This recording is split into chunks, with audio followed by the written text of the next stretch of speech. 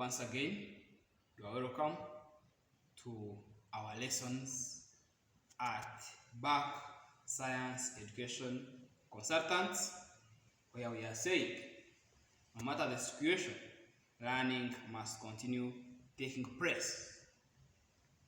I am teacher Agaba Kosma, a teacher of physics and mathematics, and this time we are continuing with where we stopped with Coulomb's law of electrostatics, that is the A-level physics paper 2 for the case of the Ugandan education system. But in all other systems, this still applies because it has very many applications in life. So even if you are not part of the Ugandan education system, feel free, follow, watch, actually attend the lesson and keep following. To be notified always of whatever we put, subscribe to our YouTube channel, Back Science Education Consultants, so that you be part of us. You advise us, we help you, we build each other. We are continuing. We said that like charges repel each other and unlike charges attract each other. That is the law of charges, the law of electrostatics. And Coloumb helped us to get the magnitude of that repulsion or that attraction. That's what we looked at in our previous lesson. Now in this lesson, we are continuing with that same principle. We did some numerical things, but now we can take it to another level and we do more that can bring more of the understanding. So let's have more examples, and we shall just have an example. We have two piece balls, P and Q, of mass 0.1 gram, are separately suspended from the same point by threads 30 centimeters long. When balls are given equal charges, they repel each other and come to rest 18 centimeters apart. Find the magnitude of each charge. Of course, that's the charge that you are talking about. Find the magnitude of the charge. This is our question. We have two balls. We are saying P and Q, each of mass 0.1 grams, are separately suspended from the same point by threads 30 centimeters long. When the balls are given equal charges, before giving them equal charges, let's try. This is the same point. So we have these balls, they are suspended from the same press, same position. Maybe one is suspended there and another one is also suspended there. Okay? One is P, another one is Q. And we hear that when the balls are given equal charges, they repel. So they repel. So P will come this side, Q will go the other side and come to rest 18 centimeters apart. So we can show that one here, that they were originally here, but they are coming to rest. This was where they were. They are coming to rest. This is P and this is Q. And we are told they are coming to rest a distance of 18. This is 18. They are coming to rest. Yes, a distance of 18 centimeters. And we are told that these are of length 30 centimeters. So this is 30 centimeters, 30 centimeters. Those are the two. And we are told they have a mass of 0.1 gram each. What does this show? Of course, as you studied, we know they will be exerting a certain force, which is always mg, which is 0.1 exponent negative 3, that is converting it to kilograms, then G, we know that weight equals mg. This is not the grams, this is the 9.81, the acceleration due to gravity, G. And this one also, since it's the same mass, it will also have the same weight here, 0.1 exponent negative 3, then G. In this string, there is always a tension. Since this is mass, then there is some tension. But you can resolve this tension into different components.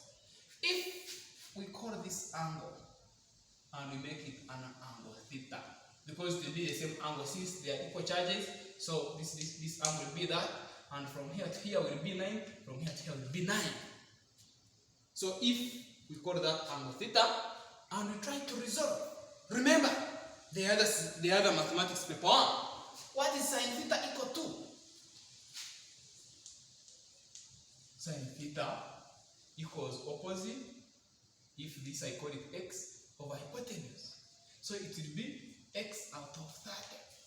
So what is x? If I cross multiply this side, so my x will be 30 sine theta. Yes. So when I am resolving using the tension, okay? So the component of force here is T sine theta, and it will be the same component at this point. Because it's the same, it will be T sine theta. We can get the vertical component, which is when you draw it at this point, at this same point, this angle will be equal to that. The mathematics of O level brings it out very well. So this angle is also theta. So when you have to resolve this, if you say cos theta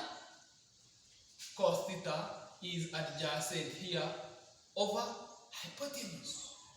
So cos theta, if I can call here y, is y out of t.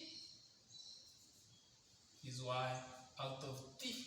So when you cross multiply, y will be t cos theta. And this is the same y, this is the same y, this is the same y. They are all vertical components. So therefore, this is t cos theta, this is t cos theta. We can go with that. I think it's enough to help us solve this. So let's go. But since these two are charged, same charge and are repelling, so it means they had a force. This one had a force that was pushing it in this direction. That's the force of repulsion. And also, this one also had a force that was pushing it in that direction. Okay, let's take this point. At this point, at P, this thing is already in equilibrium. So, the vertical components are equal, they balance. So, T cos theta equals 0.1 exponent negative 3 G. This one equals that because it is balanced. And then the horizontal components, we have T sine theta equal to this force. Which force is that? By the way, which force is that? Where this force is the force of repulsion, which Coloumb tells us that is the magnitude of the charges. If we choose our charge to be true, and we are saying it is the same equal charge. So the charge here is the same as the charge there, which is true. Then out of 4 pi epsilon naught, because we are in air. Then the distance of separation is 18 centimeters, which you can call 0.18 then squared. So if I call this one equation 1 and that one equation 2, so what do we get? Let's get equation 2 divided by equation 1. Divided by 1.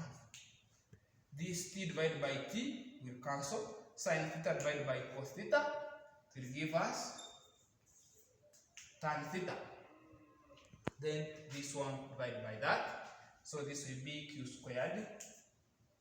When I divide by that, this one will be a denominator also, over 4 pi epsilon naught into 0.18 squared, then into 0.1 exponent negative 3 times 9.81, which is our g. Remember, what do we need? We need to get the value of q, the value of our charge. So how do we get that when we don't have tan theta? We can get the value of tan theta. We can get the value of theta. If you look at our diagram, maybe I simplify.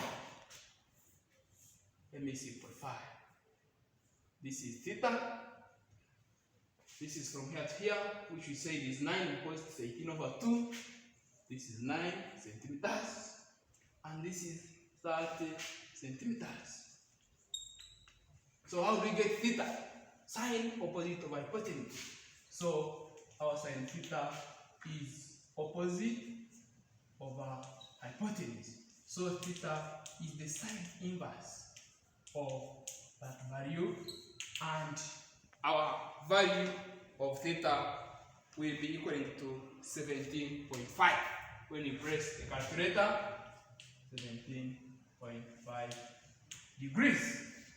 So since we have that, then we can be able to proceed. So therefore, we shall have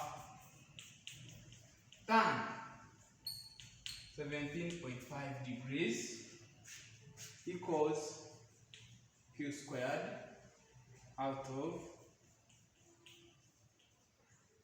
and we know 1 out of this, which is 9 exponent 9. So down mainly 0.18 squared into 0.1 exponent negative 3 times 9.81. And when you go ahead and you solve all that, because we only need q, so you can make q the subject. So we can say that our q will be equal to this multiplied by that 0.1 exponent negative 3, 9.81, then tan 17.5, then divided by 9 exponent 9, then the whole of this to power half, and we shall have q. Q will be equal to 3.33 exponent negative 8. And since we are taking a square root, this must be two values, which is a plus and a minus. So these are two values, and they charge in coulombs. But the question, our question was saying, find the magnitude. So the magnitude, we choose to take the positive value. Therefore, the charge was equivalent to 3.33 exponent negative 8 coulombs. Make sure you press your calculator very well. when you are pressing and you have trigonometry, make sure that angle you put it your calculator in degrees, then you shall be able to get this. You follow step by step, you move slowly, and you finally get there. That's our question, that's our charge. We can have more. Can have another. So we have this question, another question, that two conducting balls of mass m are each suspended in air. Mark these words. From a silk, so like thread of length L, this is the length that you're talking about. When the balls are each given identical charge, identical, meaning repulsion takes place, they move apart as shown here. This is how they move. They are given charge, they repel, so finally they are like this. If at equilibrium each makes an angle theta with the vertical, it is shown here, and separated by a distance x. The two of them are separated by a distance x. From here to here is x. Show that x is equaling to q squared L over 2 pi epsilon naught mg power a third. How do we attempt this? We begin, we use physics and mathematics, and finally we can arrive at the answer. Let's go. Let's get our diagram. These are our balls.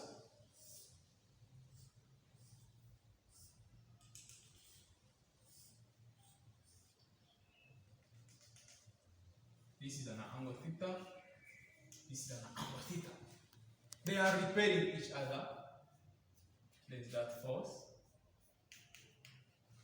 of repulsion. We are told this is of mass m, so this is mg. Also, the force here is mg. This is air.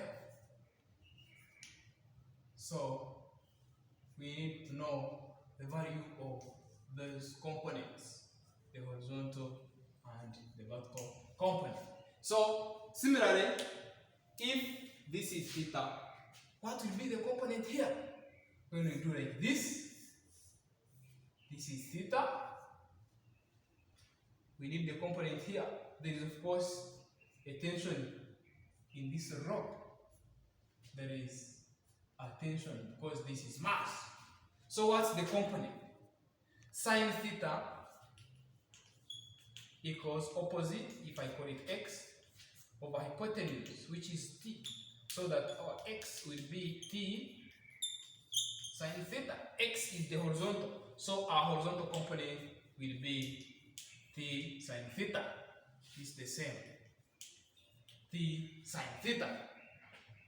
Then what's about the vertical component? Let's do cos, which will give us this y. Cos theta adjacent of hypotenuse is y over t. So if I want y, I bring t this side, becomes t cos theta. So these vertical components are t cos theta, t cos theta.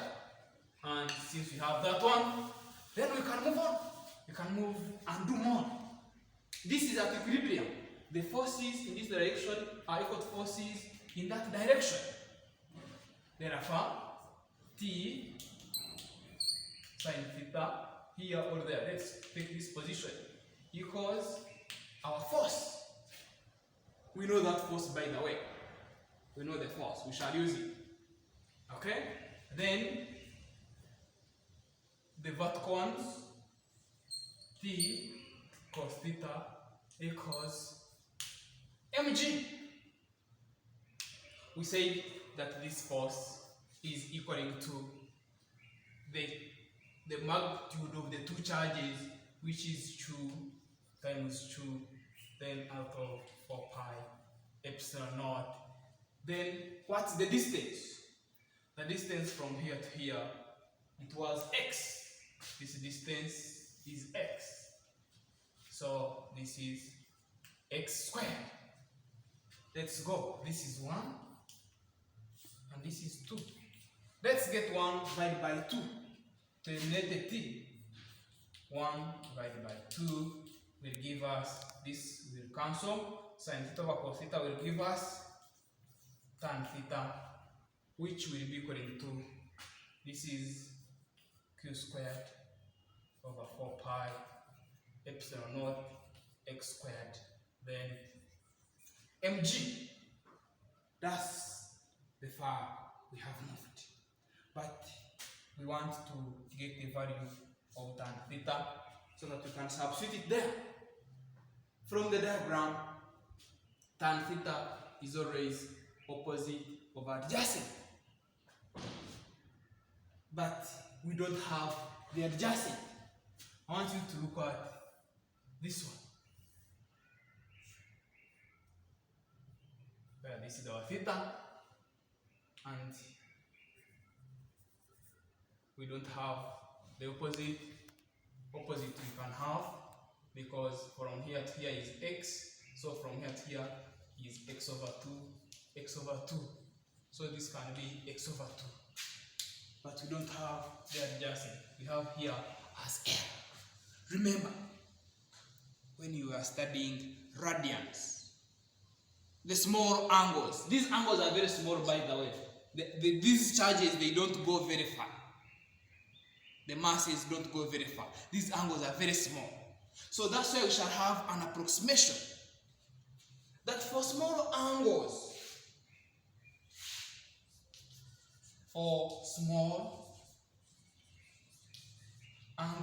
we are doing in radians. You remember when they were telling you cos theta is 1, that tan theta is always same as sin theta, and is actually tending to be theta. But this one is not important for us. Now we have this. So where we have tan theta, we shall use sin theta. So this means that our tan theta is approximated to sin theta, which is opposite of hypotenuse, which is x over 2L, opposite of hypotenuse. So if this is my equation 4, when you substitute it in this equation 3, it gives, get that one tan theta, put it here. So we shall have x out of 2L equals q squared out of 4 pi epsilon naught x squared. Remember our proof, we are looking for x. So this is x squared, xo can cross multiply this one here, and this one goes the other side. So I have x cubed equals 2q squared m out of 4 pi epsilon naught. And there was an mg, 4 pi epsilon naught mg. The 2 will cancel some 2 here, so we shall have x cubed is x squared L out of 2 pi epsilon naught mg. We want the x, we take the cube root, so that x is the cube root of q squared L over 2 pi epsilon naught mg. That is the cube root. And I think that one takes us to what was required to be shown. These are proofs. They give you confidence to know that you have mastery of the content. You always need proofs in both physics and in mathematics. Thank you for following. Thank you for learning with us at Back Science Education Consultants.